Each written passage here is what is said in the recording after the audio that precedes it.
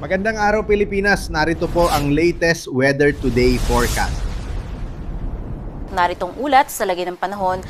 Base nga sa ating latest satellite animation ay patuloy pa rin yung pag-iral ng ating southwest monsoon o hanging habagat dito sa may kanlurang bahagi ng Northern Luzon. Nagdudulot nga yan ng katamtaman hanggang sa kung paminsan-minsan ay malalakas na mga pag-ulan sa buong Ilocos Region, maging dito nga sa may Zambales, Batanes at Babuyan Islands. Samantalang sa nalalabing bahagi naman ng ating bansa, iiral lamang yung localized thunderstorms o yung mga pulo-pulo at panandali ang mga pag-ulan, pagkilat at pagkulog, lalong-lalo na nga sa hapon at sa gabi. Sa magiging lagay naman ng panahon, asahan nga natin na yung mga pag-ulan na dulot ng hanging habagat magpapatuloy pa rin dito sa buong Ilocos Region kasama ang Babuyan Islands. At frontal system naman yung magdadala ng mga pag-ulan sa may bahagi ng Batanes. At sa nalalabing bahagi naman ng Luzon, asahan lamang yung tsansa ng mga localized thunderstorm pagdating ng hapon o kaya naman sa gabi. Agwat ang temperatura dito sa may Tuguegarao aabot ng 26 to 36 degrees Celsius at sa Metro Manila 26 to 33 degrees Celsius. Samantalang dito naman sa Legazpi 25 to 32 degrees Celsius.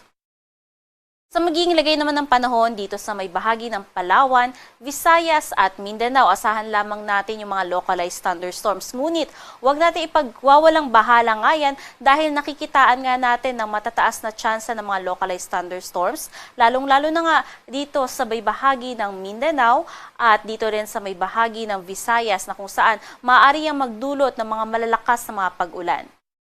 Agwat ang temperatura dito sa may Kalayaan Islands, Puerto Princesa at Iloilo umaabot 25 to 33 degrees Celsius, samantalang dito sa may Cagayan de Oro 26 to 33 degrees Celsius at sa Davao 26 to 34 degrees Celsius. Sa magiging lagay naman ng ating karagatan, wala tayong nakataas na gale warning kaya malayang maglalayag lahat ng sasakyang pandagat. Iba yung pag-iingat lamang sa ating mga kababayan na maglalayag ngayon dito sa may karagatan sa Northern Luzon dahil yung mga pag-alon nga dyan magiging katamtaman hanggang sa matataas.